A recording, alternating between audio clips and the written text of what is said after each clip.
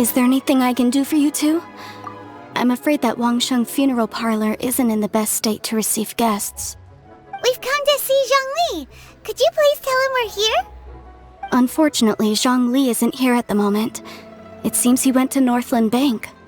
Doesn't the Northland Bank belong to the Fatui? Last time we saw Zhongli was before we went to the Golden House. Do you think he doesn't know about the attack on Liyue? Visiting the Fatui at a time like this could only mean more trouble. We had better go and make sure that everything is okay.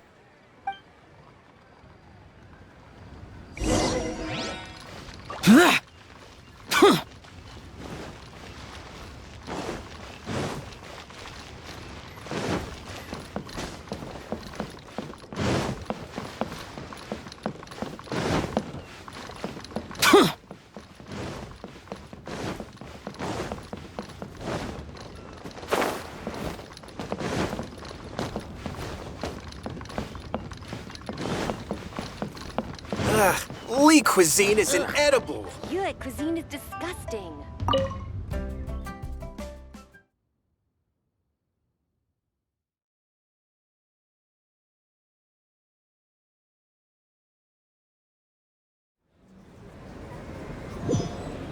You call this cooperation between Harbingers?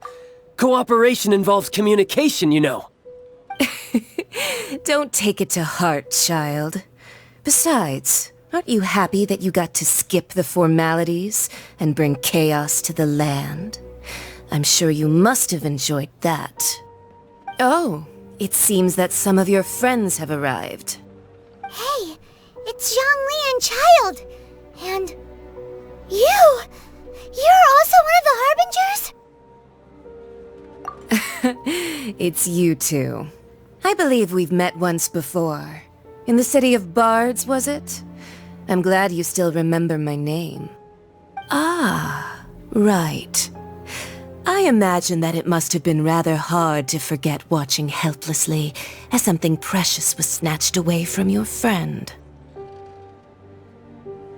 Well, if it isn't you two. This is our first time seeing each other since Liyue was nearly wiped off the map. This is certainly a bit awkward, wouldn't you say? Paimon knew that we should never have trusted a Fatui Harbinger. Oh, now don't say that. Sure, I may have misled you, but I never had anything against you personally. Besides, I thought we were getting along quite well together, didn't you? Except for that little tussle we had at the end. Nothing personal. We just have different views, that's all. Of course, you may very well hold this against me, but that's up to you. The real deceivers here are Senora and Zhongli. Curse them for leading me on. So actually, I think... Stop wasting time, child. There'll be plenty of time to chat once I'm through here. You remember the agreement, Morax. Now, if you would be so kind. The Gnosis, please. What in the world are you talking about? The contract is fulfilled. That which thou seeketh is now bestowed unto thee. For my promise is solid as stone.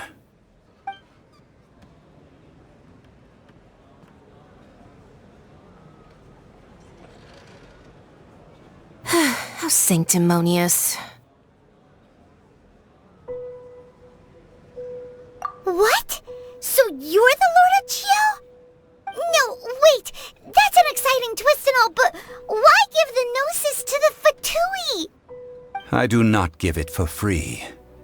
I give it as agreed upon in the contract. For it is a matter solely between the Tsaritsa and I. Yeah, you don't think you went a little bit too far with that whole fake death thing?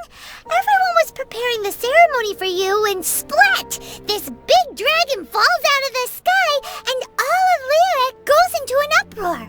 Talk about a disaster. Gathering all the forces that had been bubbling behind the scenes, and then stirring them together in a pot that was bound to boil over. That's what he wanted to see, am I right? Wait, what? Perhaps it's best that I explain. As you know, I've dwelt upon this world for more than 6,000 years. I witnessed the founding of Liyue, together with the Adepti 3,700 years ago. Even boulders that can withstand whirlpools will erode with the passing of time. I kept convincing myself that cracks had not begun to form, and that the end of my time had not yet come. Until one drizzly day, as I was strolling along the harbor, I heard a merchant tell one of his workers, "You've finished your duties. Go ahead and call it a day." I stood motionless among the crowds, asking myself, have I already finished my duties? Oh, Zhongli. But as I began to consider relinquishing my divine role, I soon discovered that many reasons still remained to not hastily depart. Was Liyue, the city I had dwelt in for so long, already prepared to enter its next age? I decided that a test was needed in order to reveal the answer. So I feigned my own death, and gathered the cast of Child, the Adepti, and the Liyue Qixing to play their roles together on the stage that was Liyue.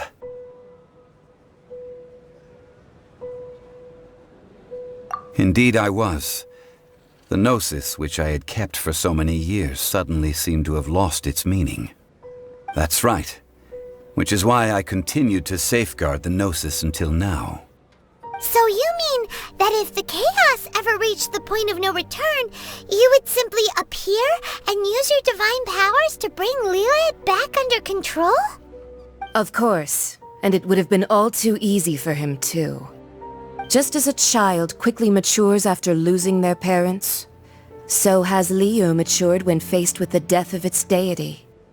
I was pleasantly surprised with the finale of the show that you all put on. Why, you even deserved an encore. The Adepti deserve the greatest applause, considering their years of seclusion. They hardly recognized the city, yet faced with such a crisis, they exerted the greatest amount of restraint.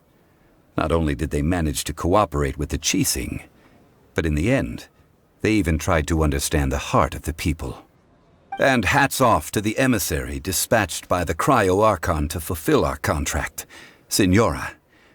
She managed to keep everything she knew in strict confidence, far from the eavesdropping ears of her colleague Child, just as I had requested. All the while, I carried on as Zhongli, and fulfilled the traditions of Liyue in this mortal form. Thank you for walking that path with me, traveler. These things were all a part of my script. The only unforeseen plot twist was the conduct of the Liyue Qixing. I had expected them to do no more than the Adepti, to come to the defense of Liyue. But when all was said and done, they seized the opportunity to supplant Liyue's divine protectors, and used the subsequent power vacuum left by my death to quickly gain complete control of Liyue. Huh? That doesn't sound good at all! Ha! On the contrary, I think it is excellent. I had always feared that it was too soon for them to take over from me. And it was also that which I longed for the most. As such, this is the best parting gift anyone could have given this god of old. Hey, what about me? Doesn't anyone feel the least bit of remorse for deceiving me? You've practically kept me in the dark! I think that thanks would be more appropriate. You certainly played no small part in all of this, wreaking havoc and turning the city upside down. The Lord of Geo ought to thank you for your performance, if anything. If you hadn't created the pressure of a battle between mortals, Adepti, and a god, the lump of coal resting in the hands of the Geo-Archon, Liyue would never have been able to become a dazzling diamond of a city. Huh? Just whose side are you on, mocking me like that? Are you itching for a fight? Be that as it may, you've come out of this as the hero of Liyue. I, on the other hand, will be forever prescribed as a disturber of the peace, no? Well then, With the Gnosis in my possession, I have no use for such idle chatter. We should return to Zapolyarny Palace and seek an audience with Her Majesty, the Tsaritsa. Come, child. Fine. I'll meet you there later. I'm not sharing a boat with the likes of you. Do as you wish.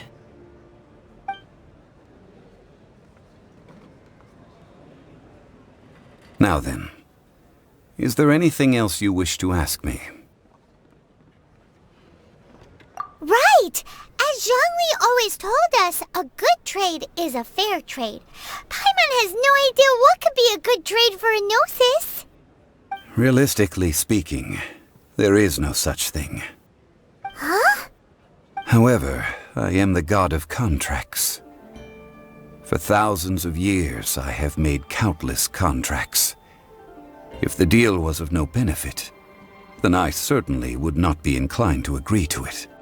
My agreement with the Cryo-Archon will be the last of my contracts as the Geo-Archon.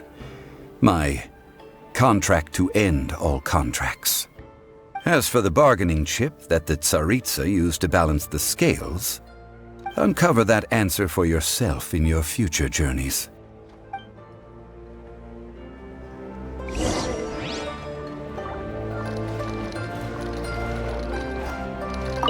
Paimon can't absorb so much information at once.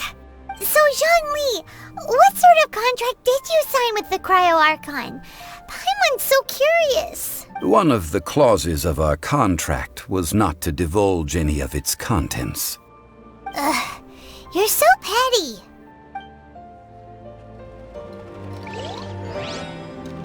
Paimon, so Zhongli... One of...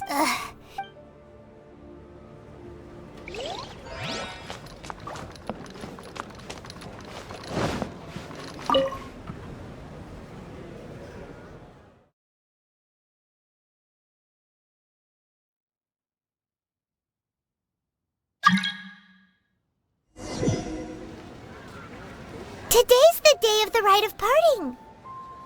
Although the star of the show is fake, we spent so much time trying to organize it, it would be a real shame not to go there now.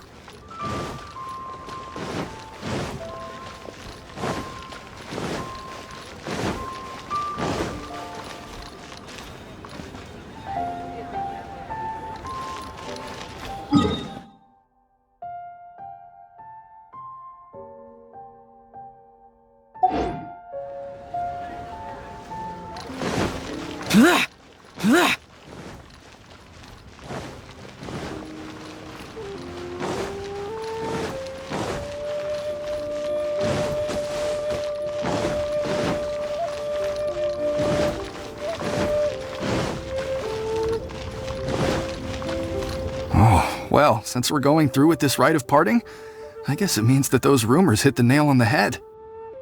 So Rex Lapis is really... But they didn't catch the culprit, did they? Oh, come on. Do you think that the assassin could have been a normal person? You know what I think. I don't think any of the gossip on the streets you hear from those shady types is worth anything. There's only one real possibility in my mind. I've heard that the assassin was that Fatui fellow. Youngish, pretty high in rank. I think they called him Child. The Fatui? They certainly are very suspicious. Who knows what those greedy, crooked folks... Shh! Lower your voice. If the Fatui catch you in their sights, Rex Lapis won't be around to protect you this time.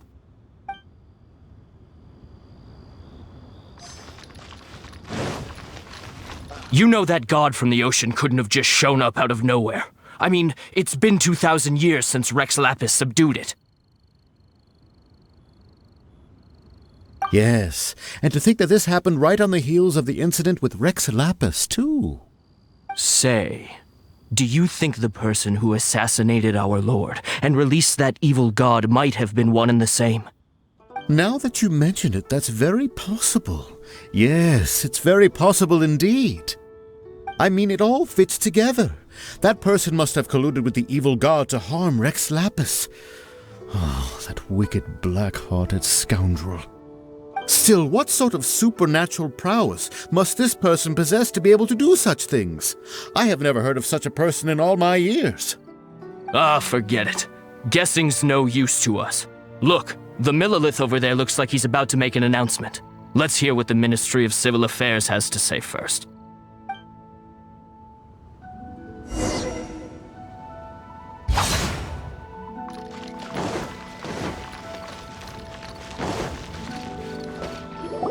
Hear ye all! The Qixing's words.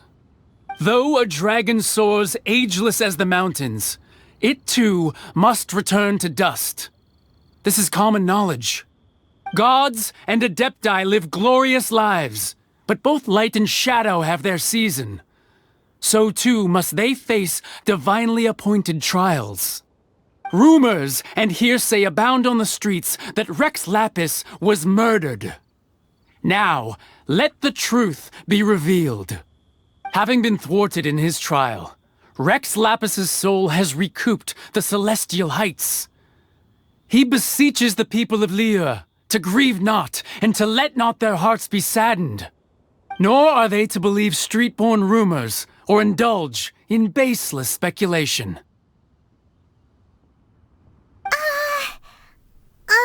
Paimon needs a translation on what the Qixing's announcement said.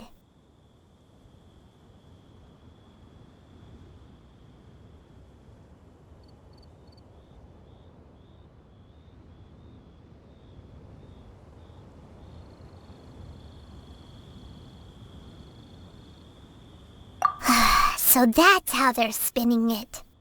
Something feels off. Why would they suddenly give up looking for the murderer? Not to mention how this excuse sounds like something they just made up on the spot. Could the Qixing already have known that Rex Lapis wasn't dead? But Zhongli said that neither they nor the Adepti knew anything. Did Zhongli tell them in secret after his gnosis changed hands?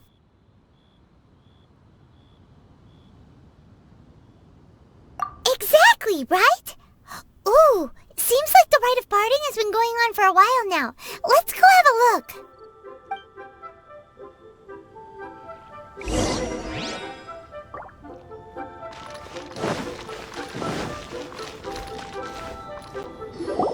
Look, it's Ningguang and Qixing. Are they saying something? Are their speeches over? As said previously, Rex Lapis's soul returning to the heavens is the end of the contract. And it is also the end of an era. 3,700 years of contracts burnt and reduced to ash. We, the people of Liyue, were indeed prosperous. But blinded by our prosperity, we forgot that time can be pitiless. The long, unending dream of our Archon walking among us. Now that we have awoken from our dream, we must learn to say farewell. Will you stand with us as we re-establish our contracts? As we build a new age of prosperity? So concludes the words of Her Eminence the Tianquan. Does Her Eminence the Yuheng have anything to add? Huh? Is she looking this way? Traveler. Yikes! She really is looking our way! Is that the traveler who they say defeated the ancient god? So young! The Liyue Qixing always repay their debts. And as you have heard, our eyes see far and our reach is long. Name your price. You deserve that much. Whoa!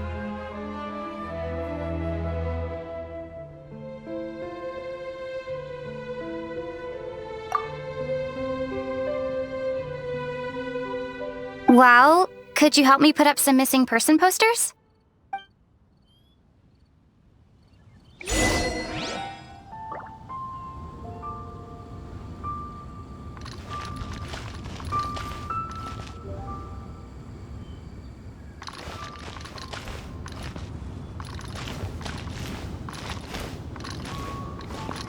As for the mortals and Adepti of Liyue, what shape shall our relationship take from now on?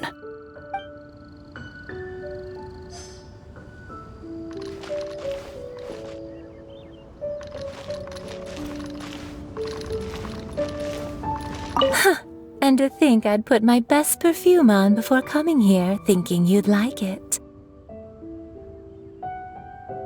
But it seems as if those perfumes really were meant to be offered to Rex Lapis. Well, that's fine. Suffer no rivals in love, they say. And that's 3 gone in 1 stroke.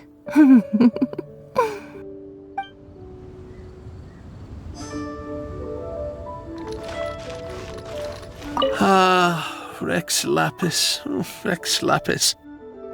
Now that I think about it, if everyone's of the same mind as me, perhaps mementos for Rex Lapis might be the best short-term business opportunity.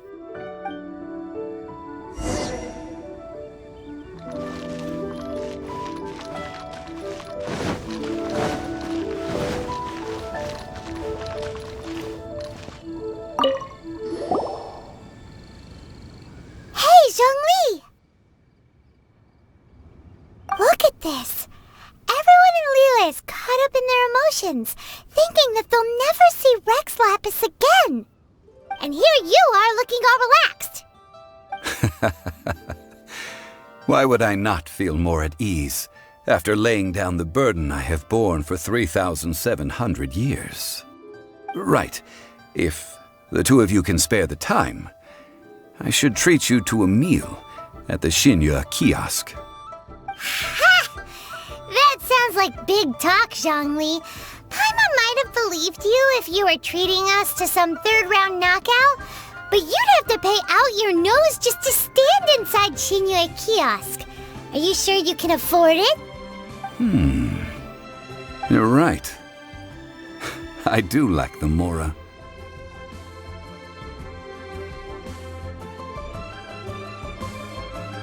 But why would Morax lack Mora? As the Rex Lapis Morax, I can easily create Mora. But since I have chosen to walk this earth as the mortal Zhongli, I should abide by the same rules that mortals do. When I was journeying with you, though I still had the Gnosis in hand, I knew that I must soon retire from my role as an Archon, so I had to rehearse a little for my new life. Oh, no wonder! Paimon gets it now. You didn't look at the price tags when we were spending because you've never had to. But since you weren't used to not being able to just make more Mora as and when you wanted to, you had to try becoming a parasite to society who lives off of other people's credit. Well, we were only spending Fatui money. You don't have to say it like that. In the City of Commerce, we do not merely exchange money or goods. We also exchange knowledge, memories, and foresight, as well as positions, roles, and lives. The Archon Morax could never experience life as the true mortal Zhongli could, no matter how many times he descended to be with his people. I must thank you for that. I will treasure the memories that I made as Zhongli, traveling the streets of Liyue with you. That is true. But there is no journey that does not end. No meetings without partings. Paimon thinks that we should make a move and continue our search for the 7. I fear that continuing your journey may be difficult. The nation that neighbors Liyue by sea, Inazuma, is presently closed. The Electro-Archon Ball. And just as the people of Liyue preferred to call me Rex Lapis, she too goes by another name among locals in Inazuma. Paimon thinks we've heard that one before. Raiden? That is the case. And since Raiden is also the shogun of the Inazuma Bakufu, people call her the Raiden Shogun.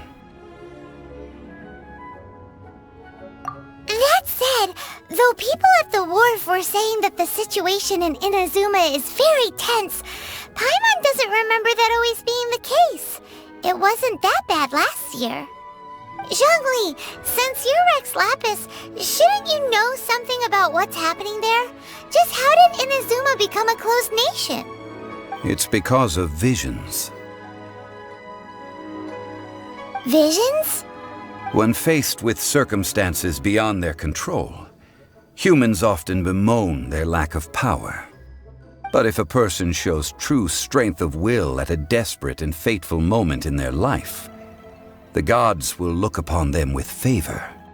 This is what visions are. Magical foci bestowed upon those who have been acknowledged by the gods. Uh-huh. That's how people in Teyvat see it. But starting from last year, the Raiden Shogun began promulgating the Vision Hunt Decree. Vision Hunt Decree? Yes.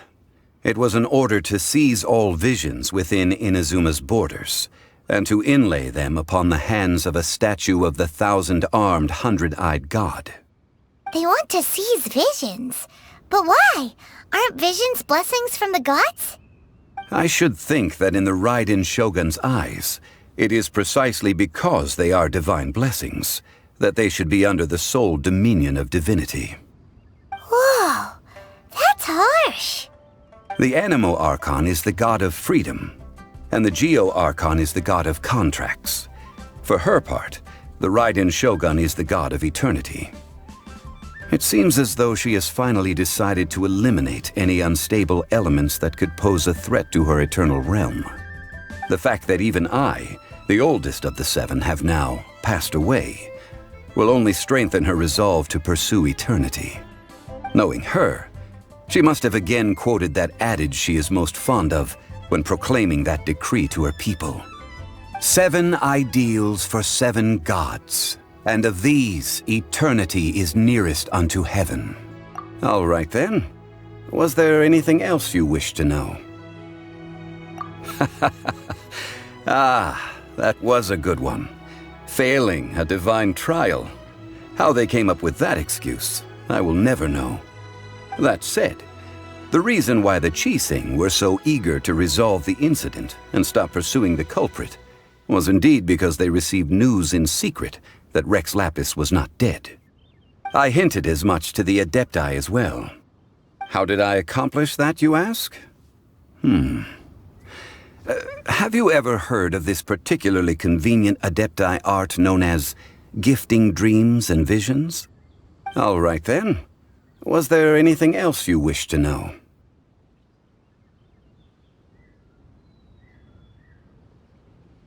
Yeah, about that. Before the Qixing made their announcement, we listened to a lot of people talking on the way. Most of them put the blame for everything on Child. These are indeed false accusations. But it remains undeniably true that Child did send people to the Jade Chamber to prevent the Adepti and the Qixing from defeating the ancient god. I've heard that Ningguang is busy milking that for all it's worth on the foreign relations front at the moment, browbeating the envoys of the Fatui. Ha! Those poor Snezhnayan diplomats. If it were not for Child's exalted position as a harbinger, I'm certain that they would have shifted all the blame to him and called for his dismissal by now. All right then. Was there anything else you wished to know?